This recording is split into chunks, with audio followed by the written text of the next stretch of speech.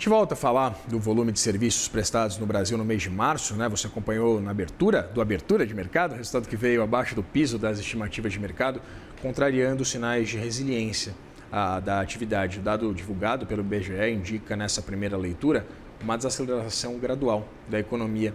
Quem nos traz mais informações sobre esses dados do setor de serviços é a editora da Broadcast, Renata Pedini. Renata, um dado surpreendente. Eu queria entender se ele tem correlação direta com essa política monetária restritiva que a gente vive aqui no Brasil. Seja muito bem-vinda. Bom dia. Tem sim, Vitor. Muito bom dia para você, bom dia também para você que nos assiste. É a política monetária funcionando, entre outros fatores que a gente vai comentar daqui a pouquinho. Vou só dar o resultado primeiro, para quem não observou a abertura do programa, né? Você já informou, mas vale destacar também, antes desse resultado, é um dado muito importante porque ele fecha a rodada de indicadores do primeiro trimestre. Então, os economistas se debruçam para calcular as suas estimativas para o Produto Interno Bruto PIB do primeiro trimestre. O volume de serviços prestados no país caiu 1,2% em março, vindo abaixo do piso do intervalo de estimativas coletadas em pesquisa Projeções Broadcast. O piso indicava uma queda de 0,6% e o teto era uma alta de 0,6%. Também na comparação interanual, ou seja, de março deste ano contra março do ano passado, houve um resultado menor do que o esperado, 3% abaixo da mediana, que era de 4,7%. Aqui uma observação sobre a comparação interanual: era esperada uma repetição do padrão do varejo, né, com resultado mais forte, porque março deste ano teve mais dias do que março do ano passado em função do carnaval, que neste ano ficou em fevereiro. E uma outra observação, por outro lado, é que contraria o varejo. O varejo tinha vindo melhor, mais forte do que o previsto pelo mercado. Já serviços vieram bem piores, né? Então, bem abaixo do que esperava o mercado. Com esse resultado, tem uma alta de 2,3% no ano e um avanço de 2,8% em 12 meses.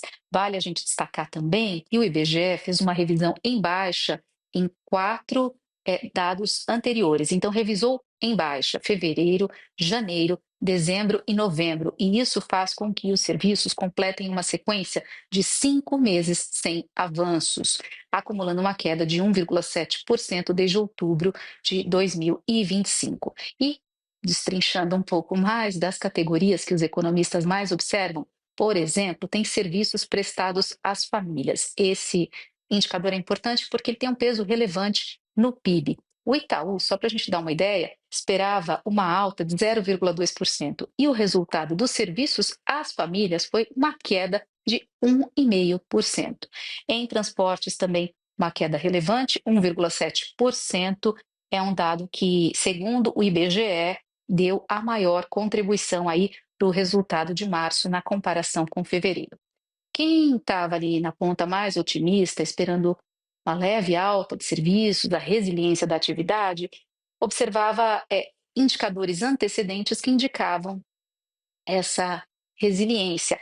Mas havia já alguns sinais, né, como a perda de confiança das famílias e também o consumo de energia um pouco menor, eh, moderando aí esse otimismo. Agora, quem já esperava a queda dizia o seguinte: reflete um quadro de alto endividamento das famílias e das empresas. Então, uma contenção de gastos que teria influenciado esse resultado. No caso das famílias, apesar da renda elevada, do mercado de trabalho apertado, o custo de vida é bastante elevado e está por trás, né?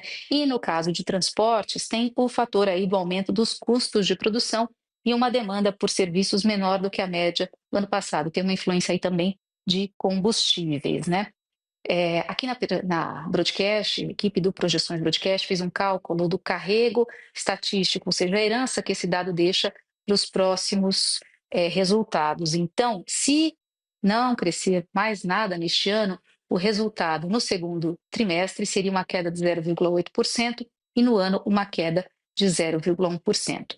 Nas primeiras leituras dos economistas, a percepção é da política monetária funcionando. Então, juros bastante restritivos, a gente está num ciclo de redução da Selic, mas que começou há pouco tempo, né? A Selic vinha ali no nível de 15%, mantida, bastante elevada, então tem um efeito da política monetária e uma desaceleração da economia. O dado de hoje é bastante importante porque é uma queda significativa para março, ao mesmo tempo a tendência observada ou prevista é de uma desaceleração gradual pelos economistas. Vale ponderar, o ponto de atenção é sempre a inflação, né? A gente teve nos últimos dias a divulgação do índice oficial de abril, que veio em linha com a mediana das estimativas, mas mostrou ali, a gente diz a abertura do dado, né? Quando a gente olha para todos os números, mostrou serviços ainda resilientes num nível elevado. É um incômodo, é um ponto de atenção. Então, por isso, a tendência para o mercado, em termos de expectativas para a Selic, é a manutenção de uma maioria das apostas na redução da Selic num ritmo gradual também. Então, num ritmo de 0,25 ponto percentual para a próxima reunião do Comitê de Política Monetária do Banco Central, Vitor. A ver, Renata, muita expectativa pela continuidade do ciclo de cortes, né? E principalmente quais são as sinalizações que o Banco Central vai dar. Muito obrigado pelas suas informações e leituras. Renata Pedini, editora da Broadcast. Até mais. Até mais.